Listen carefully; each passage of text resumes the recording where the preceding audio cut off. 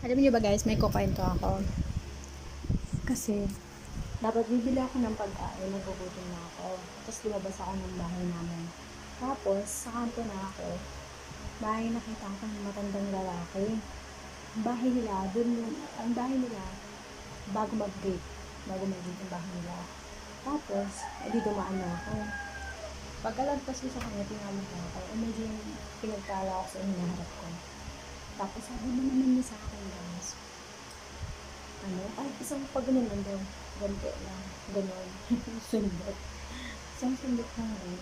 Tapos, bibigyan lang niya ako ng pagkain. Bibigyan daw ako ng pagkain. Kasi, papakita ko sa inyo kung saan siya nakatira. Dun makikita mo yan dyan, sa may punong green na yan. Yan.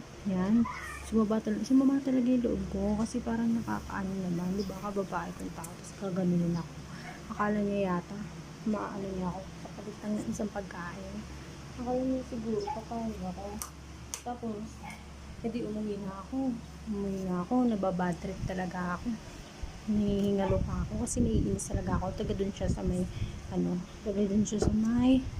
dun sa may puno na yan, dun sa malapit nakatira. Tapos, syempre, babae ako yan. Akala niya sa akin, makukuha niya ako sa isang Milktea lang. Akala niya, tapos mahal pa, yung malaki pa. Akala niya sa akin, makukuha niya ako dito. Bigit paborito ko itong cream cheese or yung Milktea. Grabe talaga.